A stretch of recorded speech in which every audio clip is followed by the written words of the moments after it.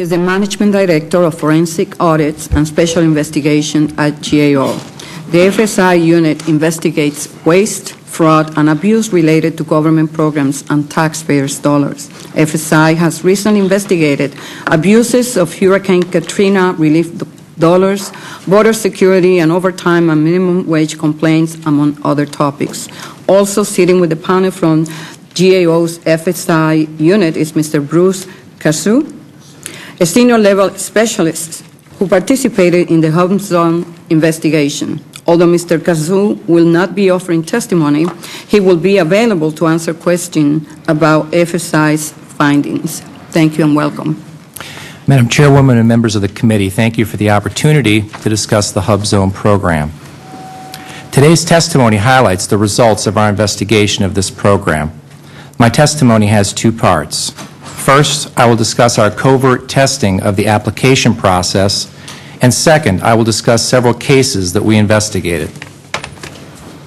First, our covert testing shows that SBA does not have an effective fraud prevention program. To test the application process, we created several bogus companies with fictitious officers and employees. Over the course of several months, we submitted 4 Hubzone applications. In all 4 cases, SBA approved our applications and certified our bogus companies. The picture on the wall I think it's working. Oh, there it is. Okay. Yes. The picture on the wall shows an example of one of the letters we received from SBA that approved our bogus company.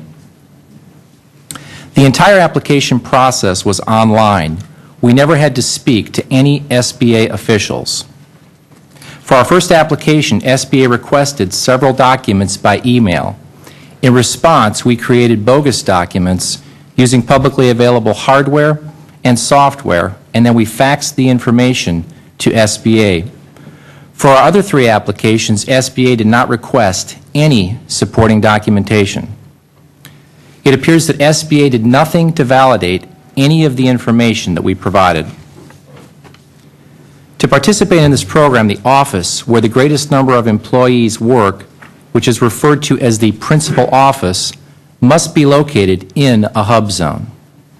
The most sophisticated principal office that we established was a virtual office that we never visited except to sign the original lease agreement and to collect the mail. 2 of our Hubzone companies were actually mailboxes that we rented for less than $25 a month.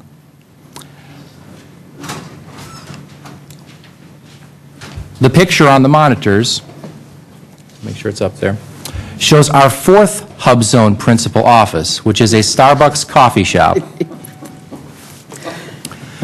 Moving on to my second point, given SBA's ineffective fraud prevention controls, it is not surprising that we were able to easily identify 10 Hubzone companies that are clearly not eligible for this program.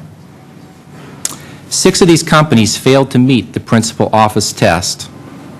The other criteria we tested requires that 35% of a company's employees live in a Hubzone.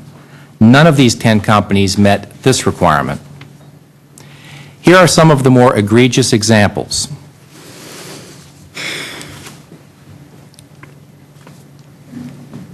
First, the picture on the wall shows on the left the supposed principal office for one of our case studies. The owner of this building told us that no one had been there in some time. As it turns out, the picture on the right represents the real principal office for this company, located in McLean, Virginia.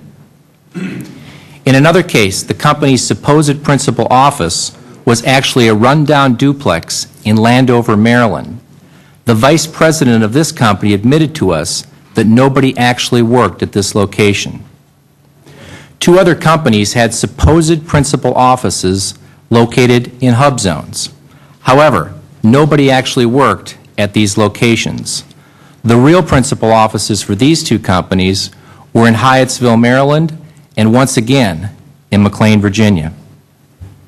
And finally, the 4 companies that passed the principal office test clearly failed the 35% employee test. The actual percentage of employees living in a Hubzone for these companies was 17, 15, 6, and 0. In conclusion, our work clearly shows that anybody with a computer and a mailbox that's willing to lie to the SBA can become a HubZone company. Most of the companies that we investigated made false representations to stay in this program. These companies have been awarded tens of millions of dollars as prime contractors using their HubZone status. However, rather than stimulating economically distressed areas, these HubZone contract dollars are stimulating areas such as McLean, Virginia, one of the richest areas in the country. Madam Chairwoman, this ends my statement. Mr. Cassone and I look forward to your questions.